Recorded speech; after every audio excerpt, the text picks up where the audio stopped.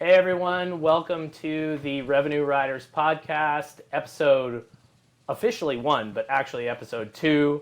Drew Noel coming at you from SCS Cloud, VP Revenue over there. Got Jason Saltzman, my boy over at Live Data Technologies, and our very special guest, Lucas Euser, esteemed professional cyclist, and now phenomenal marketer joining us today. Gents, glad to have you both here. Great to be here. Thanks for having me, Drew. A little bit more on Lucas, our guest of honor here. Lucas and I guess, know each other primarily from when I retired from professional cycling. Reached out to Lucas as someone who had made a similar transition, and probably the most, I've said this to Lucas, but the most informative conversation I had on that transition specifically, just as someone who was racing at a really high level and made that transition into the business world, specifically within marketing. Lucas spent 10 years racing at the highest level in the U.S. and abroad, and got to represent Team USA twice, and was awarded the Olympic Committee Fair Play Award after a crash, which he shared with us was one of the more pivotal awards in his career, maybe more than any bike race. So with that, maybe starting off, why that was so pivotal, Lucas. Oh, well, first off, you guys, thank you for having me. It's kind of, I'm unpracticed these days with podcasts, but I appreciate you bringing me on, and love what you're all doing. So thank you. Right on. Yeah. Well, don't worry. We're not that practiced at it either, considering it's only our second episode. This is round 2, so just getting into it. As I like to carry into my world, I learn by doing. Is one of my philosophies. So. Yeah, Jason, I appreciate you bringing that up. That the crash with Taylor Phinney at the 2014 U.S. National Championships was the most pivotal point in my career, largely because it was the first time I'd crashed and somebody else was more hurt than I was, and I walked away from that crash and somebody didn't. And sorry, I should rephrase that for all of the listeners. They were okay, but they were taken away in an ambulance. And that to me was a moment in my career where I was fully separated from the bubble that we operate in, where you don't think about crashing at 60 miles an hour, right? You don't think too much about your health and safety, right? You think about your performance, right? Like how you're going to show up and win, or you get through the day to show up tomorrow. And that was the first moment in my career where I was kind of ripped out of that. And I was like, oh my God, like this is this could be a life-threatening sport.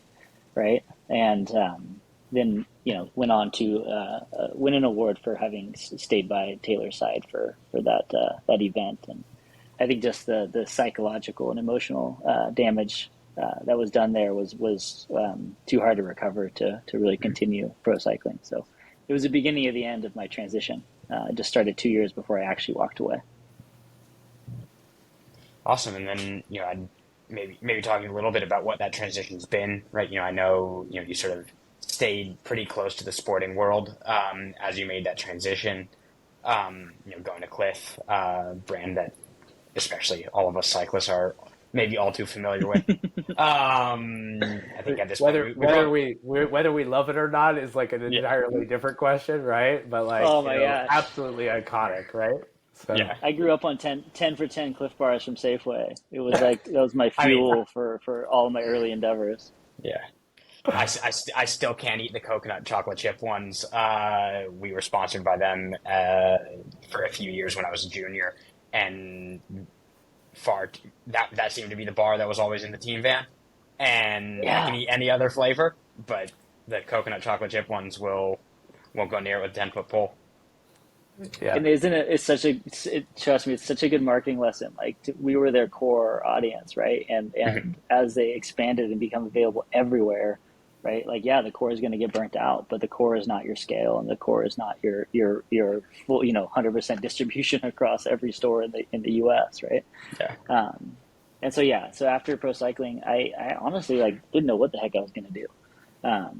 I think we get caught up in this, again, this bubble of everything around you being taken care of. Like the only thing that matters is your performance, right? Your value is aligned with how fast you can ride a bike, right? You have really clear positive feedback loops because there's an output, right? And you get to be judged on that output. And that output increases the more you put into it, or doesn't, depending on your training style. And then all of a sudden you're out of it, and it was just like, well, where do I go focus that energy? Where do I put that effort into? And I very much was lost for a few months there as I stepped away from professional cycling.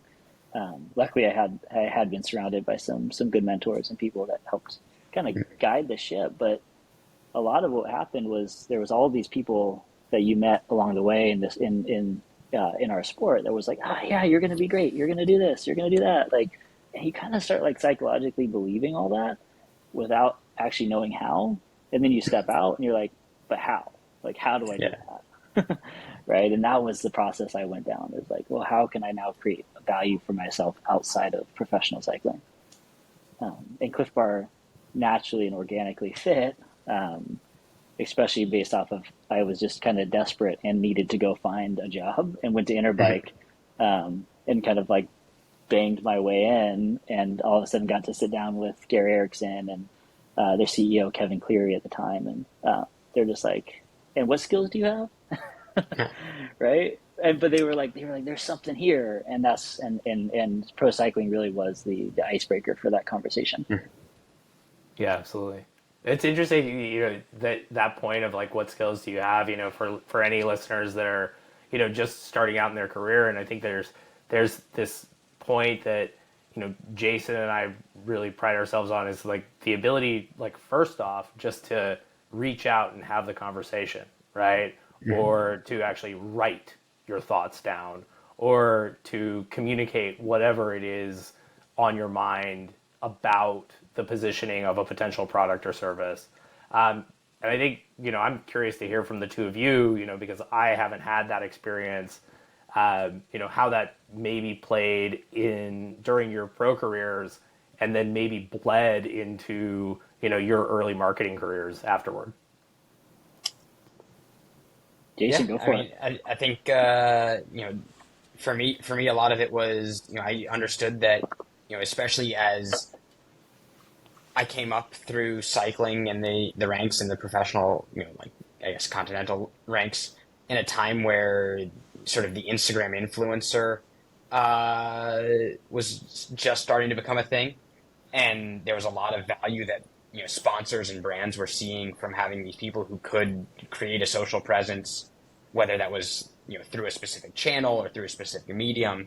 And I wasn't one to take enough photos to do the Instagram influencer thing super well, but I found a medium writing a blog for Pez Cycling News that really served as my outlet for that, and my way to sort of have a value add, tell my story with maybe a lens to understanding that that storytelling and that ability to communicate efficiently in a written form was something that was going to be useful and sort of build this portfolio of work that one day I could point back to of, well, what can you do?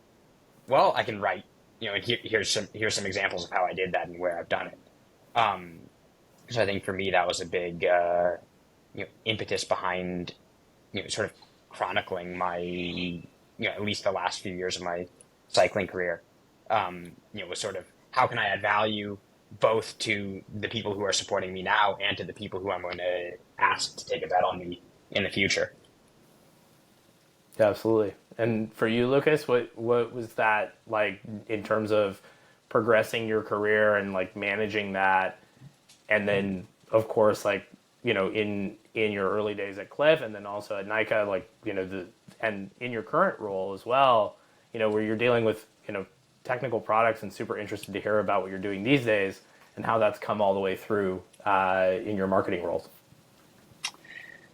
Yeah, honestly, like my path wasn't all that different from Jason's. Like I listened to the prologue as well. It's like sometimes we're like the best athlete isn't the one that makes it the furthest, right? Sometimes it's we call it the hustle, or we call it like the smart athlete, or whatever we call it, right? It's a person willing to like look at it from a different perspective, right? To keep going, right? Because it maybe doesn't hit the first time or the second time, or maybe it's year 6 of your attempted professional career and you're still trying, right? Like you got to keep going. And I think one thing in there that Jason was talking about is this concept between creating value and capturing value.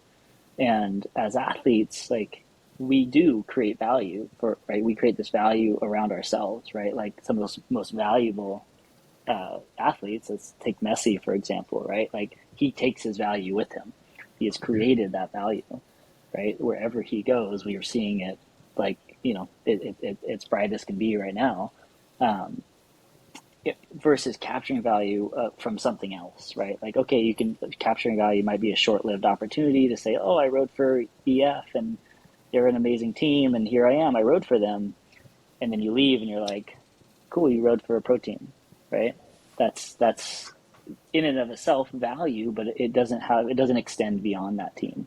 And so what I worked on was creating value as an athlete. So beyond just my ability to ride a bike, it was like, how do you, what kind of media landscape can you bring to you as an athlete, and to benefit your team or benefit the sport at large, or the aspect of how can I start to seed relationships, and seed that value in other places, so that knowing very well I'm going to call on that favor in a decade, right, or call on that network opportunity in 15 years, and that was challenging, but like I knew I had to do it. I just didn't know why I had to do it. And so as I am almost a decade out of professional cycling, I'm now realizing why that was so important, right? That was creating my value, right? That I can take wherever I go. And so that's something I've been able to bring to each role I've been in, while helping to capture value within the organization I work for. No, absolutely. Sorry, go ahead, Jason. No, I was just going to say it's an interesting thing to, as one of the things we're going to like to do on this podcast is draw parallels. It's interesting to see, that sort of delayed gratification and putting the work in now that you're probably not going to recognize until, in the case of a hard training session that you want to turn around and go home for probably months later. But in terms of, the relationships you build and that, creating value that you won't capture or recognize, as Lucas said, planting those seeds, that you won't recognize for a decade. I think it's something that, endurance athletes in particular, and I think athletes in general have a special appreciation for, is sort of that, I'm doing the work now. I can't see it now. Maybe it's hard now, maybe it's uncomfortable now, but it'll come back at some point later when maybe I least expect it.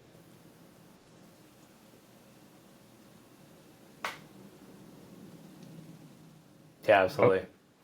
No, and I think I want to draw a corollary there. I was looking at it the other day. I mean, it's interesting because, at times you can see it, and I think, with a slight downturn in, the tech world recently, like we see, things taking longer than maybe they took before, or getting to specific goals or achieving certain metrics of success are taking longer than they did previously. Capturing funding takes longer, etc.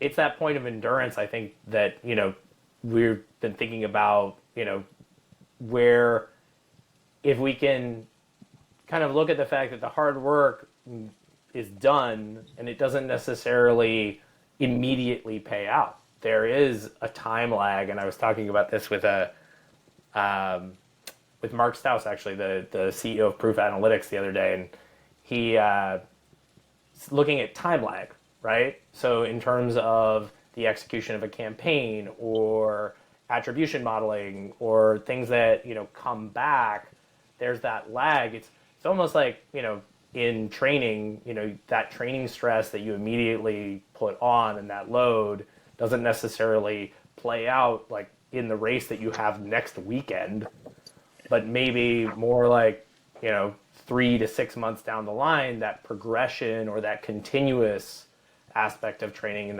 that load then brings about adaptation. And I think it holds true in business and also in individual professional performance just as well as athletic performance. So interesting to look at that aspect. I'm curious if Lucas, you've seen examples of that in your own career progression. Yeah, I would just say, just to kind of add to it and also respond to that, is growth isn't linear, right? I think we get caught up in this model, like you grow, like infinite growth, and it's one straight line to the top, right? And it's just the complete opposite, right? It's just this ebb and flow, and there's this, the growth model, the growth mindset, right? You push against that resistance and you grow, right? You might be you might be hemorrhaging, paid ad spend, and revenue's just not showing up, or you're doing something wrong, right? But that doesn't mean you're failing, right? Or if you feel like you're failing, that you're doing the right thing, right? You're learning, right? And so I like applying that, because let's face it, like you write a training plan, it can all go to shit real quick, right? The second something changes, right? Like there's so many external variables that come into play. I remember working with a coach, Robbie Ketchel. He's the science guy behind the original kind of marginal gain ideology at Garmin, and then moved over to Team Sky, and then has run Ineos's like Breaking Two and some of these other amazing endeavors. And the idea that it's like the 60-40 model, right? 60% is in our control and 40% is out of our control. And that's a huge percentage, right? So like you can't focus on that, right? You just know that there's a big chance something else might happen, right? So focus on what you're in control of, right? And be able to adapt and mitigate the 40%, right? So it's kind of the same when you start thinking about business, right? And business growth. It's you're gonna go into 2024 with a plan, and at some point it's guaranteed that plan's gonna go off course, right? So like, are you trained and skilled to adapt to that and bring it back on course, right? And that's the business acumen that we all develop, right?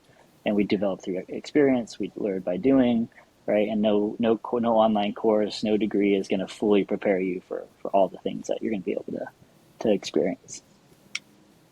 Truly. Yeah. I mean, with that, I'm curious, about, where you're at today, and, the role that you're currently in, and, how you're going about go to market in your current role. Yeah, I mean, I have bounced around a few times because I just love, I love the experience, man. I'm here for the ride, and I'm currently at a biotech startup in the Bay Area. The company is called CheckerSpot, and at our core, we're making materials, better materials for a better future, right? And what our core product is a microalgae oil that is at its rawest origin is the original plant. Right? We like to say we're giving the dinosaurs a break, because we're essentially doing what evolution will do through decayed plants and animals. Unfortunately, those are extracted through very harsh means to our environment, right? But they produce petroleum. CheckerSpot has found a way to do that through a biotech process in an R&D lab, and have figured out how to scale that for commercial use. Right. So my role is trying to take that microalgae oil and apply it to consumer products, and show a proof of concept that this thing works. It is something this world needs, and it's something that is has higher performance capabilities than its alternative, but it also offers an element of sustainability and future minded thinking that our planet needs right now. That's awesome. And it's funny because you have those two themes there, right? Of sustainability and also effectively marginal gains or improvement in performance, playing out in unison and also balancing each other to a certain degree. In terms of, the lessons that you've learned over your professional career, how have you seen that sort of give and take play out? I mean, we already talked about, of course, like the 60-40 aspect of, controllable versus uncontrollable. But super interested to hear maybe on the point of Pareto principle, 80-20, and like, the way that things have played out. Where, what are your top learnings in terms of your current role and maybe past roles, and how those maybe like play out, outside the office as well in life at large?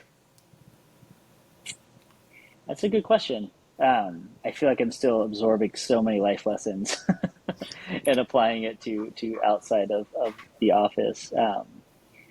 I will say this, like for a very high level view on that, right? Like it's like work hard, play hard, right? Like first off, just like know that like when you're creating value and you're kind of putting that value to use, your job is just one piece of where that value can go, right? Like you can also focus your energy on other areas of health and wellness. We're talking here, like, because we're all cyclists, right? So applying that value to your physical fitness, to your emotional fitness, right? To your financial fitness, your spiritual fitness, those things that like make us human, right? And I think the biggest lesson I've learned through all of it is like we're trying to do big things, but like at the end of it all, like no one's life is threatened by our business decisions, right? Like it's critical to the health of an organization, but not the health of somebody's human life. So like take your decisions, get the information, apply a sense of we can get through this, and also like we can get through this together, right? When I first started, I felt like I had to be perfect in everything. I felt like I like couldn't fail. I felt like if I was gonna show up, I had to show up with like that professional cyclist, Lucas, that was like on the top of his game, right? And like, oh my gosh, what if they find out I'm not on top of my game? Right? And we hear it all the time. Like everyone is sitting here like trying to figure it out. Some have just figured out more than others, but we're all still trying to figure it out. So from just that very high level, it's like let's not take things too seriously, right? Like let's balance ourselves. Like let's give ourselves the time to make healthy decisions, and then also recover on the other end. Because if you just grind to try to get to perfection, you're likely gonna fall off a cliff. Yeah, that's so funny. That makes me riff on like, kind of the David Goggins camp where it's like, okay, like maybe not, like it's a little bit too extreme, right? Yeah. But I'm kind of the opposite these days. Yeah. It's interesting because I think, you would probably argue that that's how he finds whatever sense of balance is true to him. And, Fair. I think, I still have, we have a company-wide Strava challenge. I have people that look at Strava at the end of every week and wonder why I still ride 15 plus hours a week. And to me, that's how I find balance. That's how I find the space to go and think and, do all of those things, paying attention to physical well-being, mental well-being, emotional well-being, honestly, time with others, way more now than when I was racing. The bike is a communal, a vehicle for community. My roommate is someone I met on the bike. A lot of the people I spend my time with off the bike are people that I met on the bike. And, it really builds this whole picture that I think, feeds back into a general performance, whether that's on the bike, in the office, around others, by myself, whatever it might be, is, it's figuring out what that balance is to you and how you can sort of attack that, fairly relentlessly. I love it. Define your balance is like a great lesson, right? Like what is balance to you, right? Like, is it riding 15 hours a week, right? Or for me, it's riding, 5 to 10 hours a week and then spending a lot of quality time with my kids because that's super important to me right now. Like they're 2 under 6 and I'm like, I don't get that time back, right? So like it's an investment to the future. It's that same lesson I was talking about earlier where it's like, I'm going to seed that now because it'll pay off when we're all riding bikes and they're, together 18 and 15 and we're all crushing it together, right? That's going to be, I know that's going to be a really fun experience. But if you don't see that now, who knows, right? Yeah, No, absolutely. One of the other interesting things that you touched on there was almost the sense of imposter syndrome or the perfectionism, right? That you apply to professional cycling, and then you sort of applied. It sounds like you applied to the first part of the early days of your vocational career, and have since realized that maybe we're all imposters and we're all high performing, both at the same time. And that's an interesting one, especially as someone who's still early career, who's still maybe in that transition from, at least mentally, from one career, on the bike to another career in an office, figuring out, what the 60 is and what the 40 is. Mm-hmm. In the, I knew very specifically what that was on the bike, and now trying to figure that out in the context of an office and a, company and a team, in the broader sense is, yeah, we're all going to figure things out. We're all going to try some things. Hopefully we try more things that work than things that don't work. But, if you can take those lessons learned from the things that don't work and move them forward, and sort of respond and react accordingly, that's probably a blessing in its own right. I love that. I think it applies reflexively in the other direction with anybody who's undertaking their journey in physical fitness, after maybe they've achieved a lot in their career, going the opposite direction. I mean, me personally, like in my 20s and very early 30s, put on a ton of weight. I had been a cyclist as a kid. I was even a courier in San Francisco, and then hung up the bike, didn't touch it for 8 years. Spent time smoking cigarettes and going out to bars and clubs, and then getting to this point where I was like, okay, I really have to do something about my body. Turned to the bike, lost 60 pounds. Now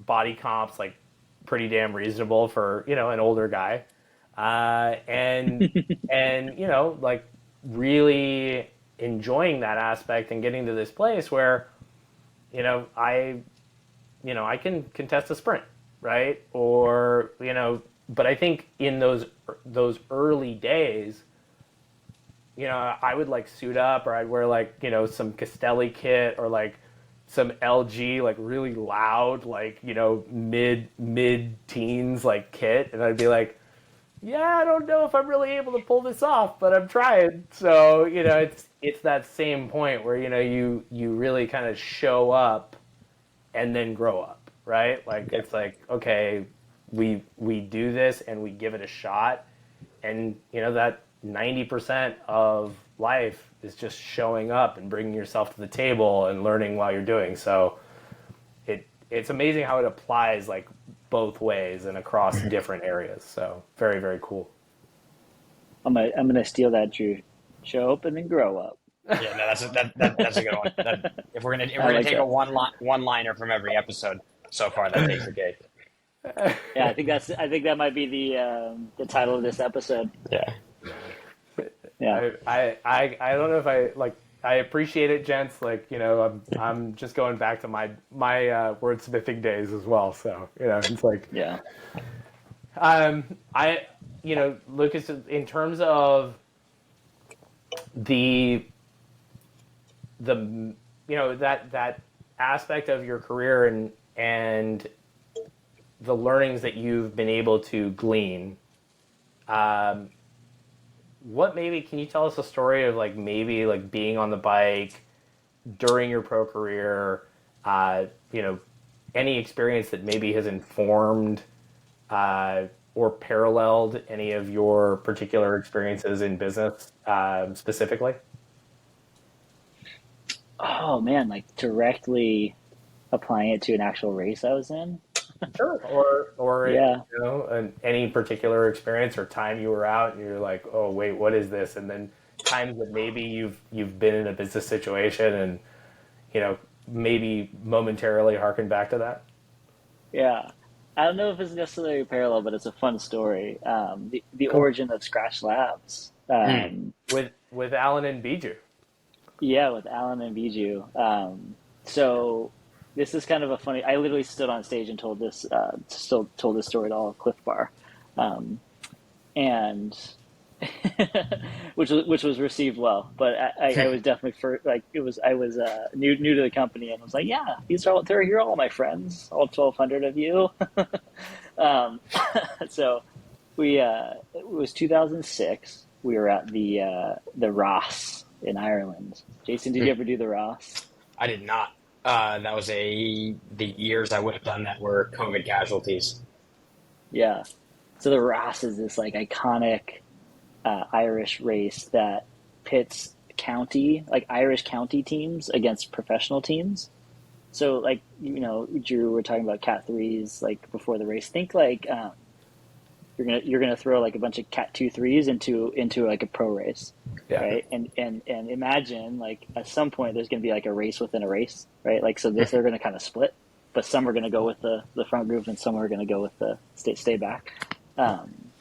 We were at the Ross and it was just this like super dynamic race.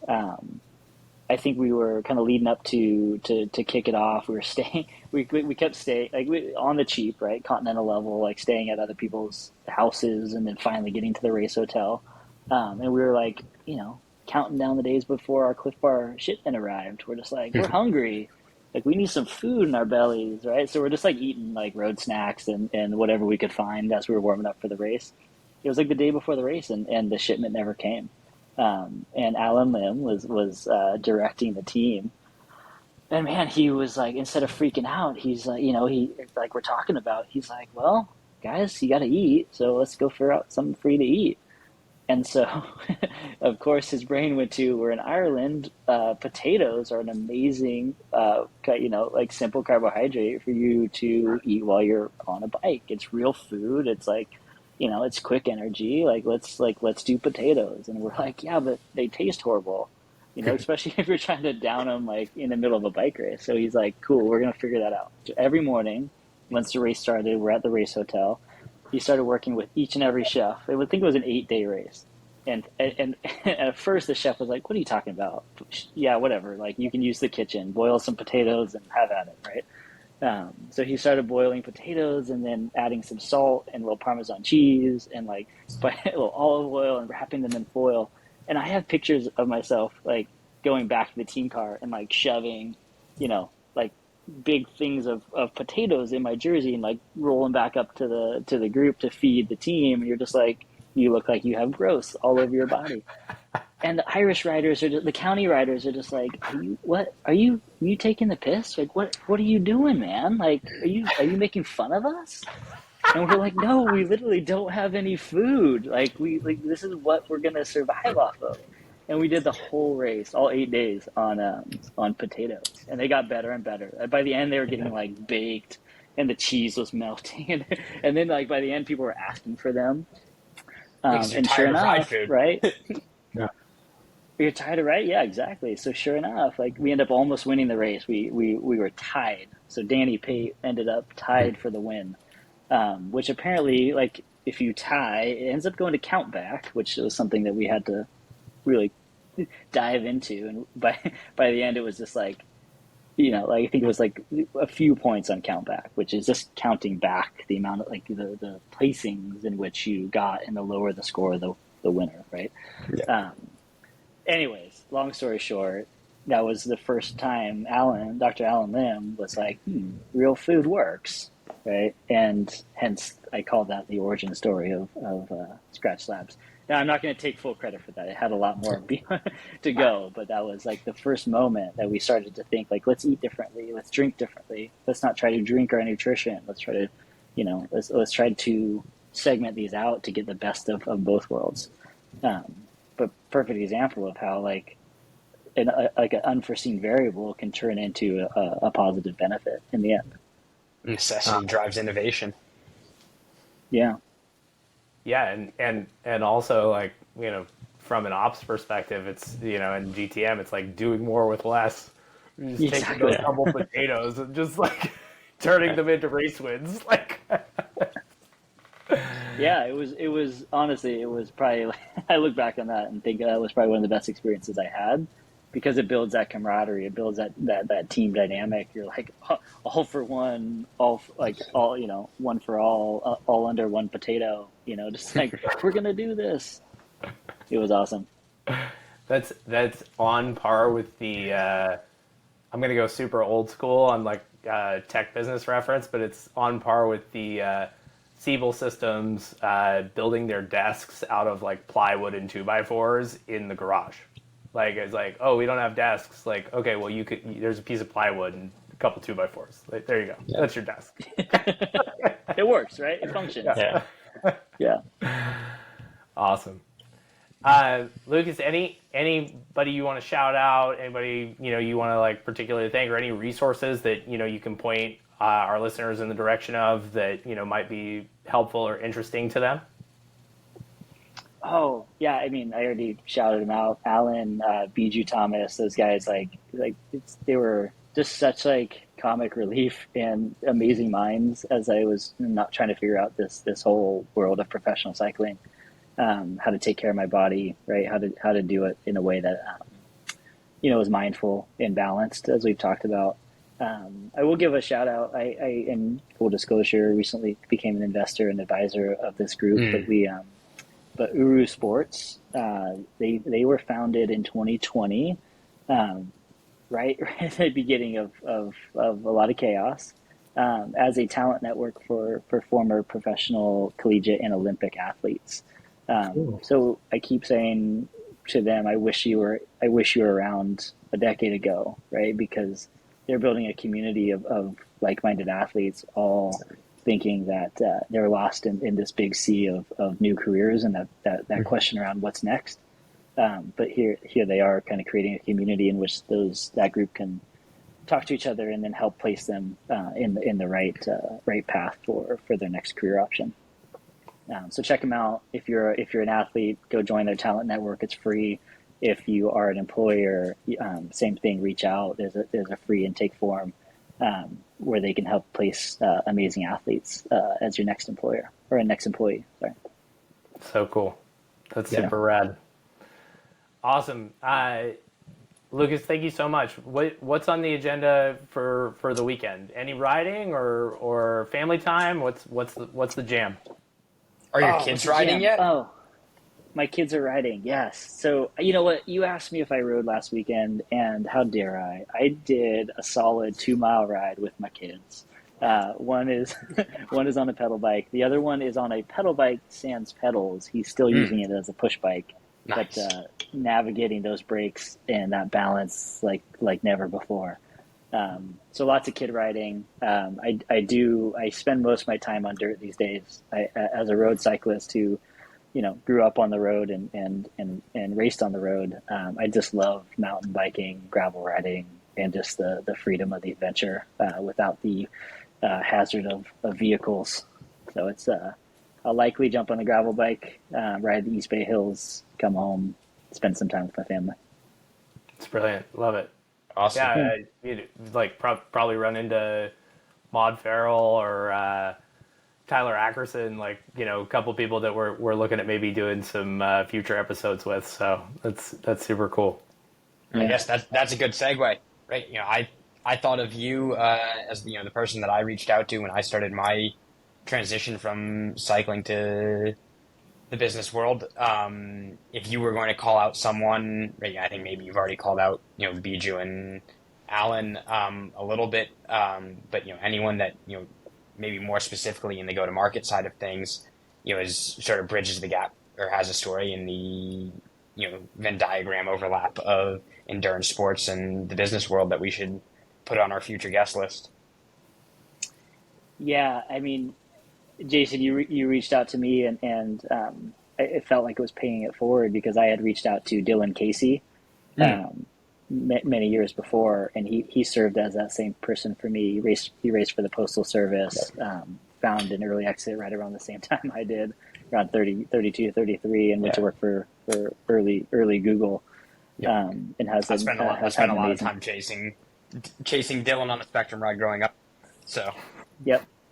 Yeah, you're familiar. I remember still to this day, the day I started Cliff Bar, he remembered and texted me, and he's like, just remember, you can go for a bike ride.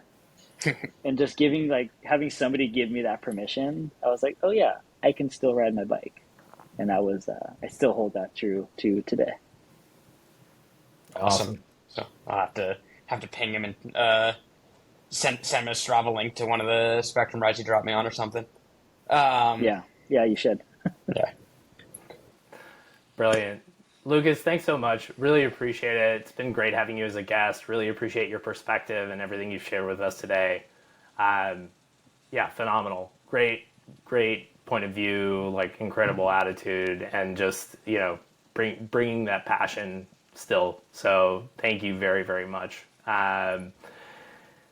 Jay Salt, Drew Noel, shout out to Live Data Technology. Shout out to SCS Cloud, our de facto sponsors these days. And honestly, thank you very much for the conversation, all. And I think I'm gonna call it out to our listeners. As we just heard, you can go ride your bike.